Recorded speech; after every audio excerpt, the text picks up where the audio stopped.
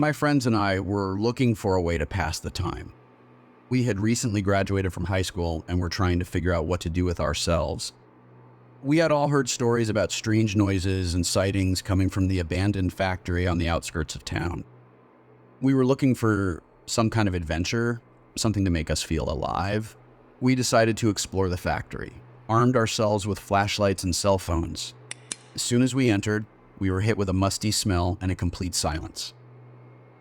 We started recording on our phones, hoping to capture some evidence of strange activity. We made our way through the main hall, our flashlights illuminating the peeling paint and broken machinery. We heard strange noises coming from all around us, but we couldn't tell if it was the wind or something else. We reached the stairway and decided to head up to the second floor. As we climbed the steps, we heard the sound of something shuffling above us. We stopped for a moment and listened. The shuffling stopped.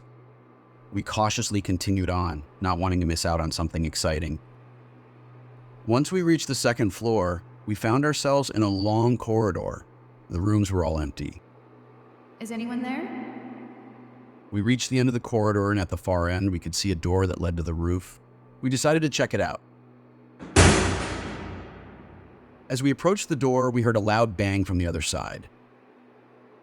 We froze in our tracks, and Ryan suggested we head back downstairs. But Alex, Sarah, and I were determined to see what was causing the noise. We opened the door. What we found was beyond anything we could have imagined. On the roof, we saw a strange shadow moving towards us. We were so shocked that we didn't even think of recording the moment. We closed the door quickly and ran down the stairs and out of the factory. Even though it's been a few months since that night, we never spoke about that factory again. It's a memory I'm trying to forget, that's for sure.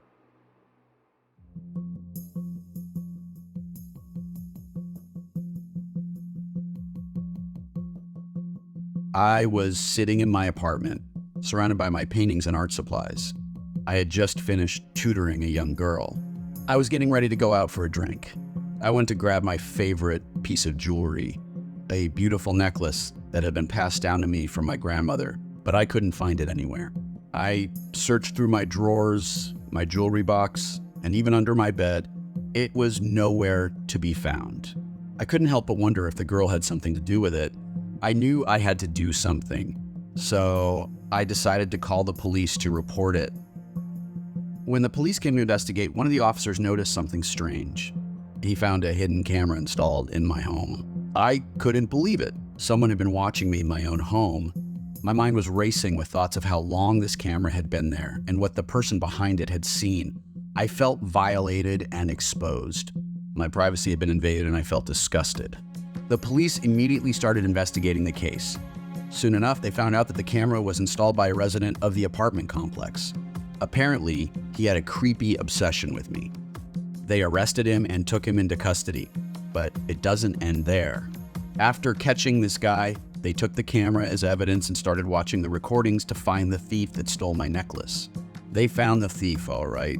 The thief was a homeless man who had been sleeping in my house for at least 3 weeks. He was the one who stole my jewelry. He had been sneaking in and out of my house while I was away. I was grateful for the police's quick action in catching the perpetrator and the homeless man, but it was a difficult and unsettling situation to go through. The thought of someone entering my home without my knowledge made me feel vulnerable and weak. It was a wake-up call for me, and I couldn't live alone anymore. I decided to move in with friends after this.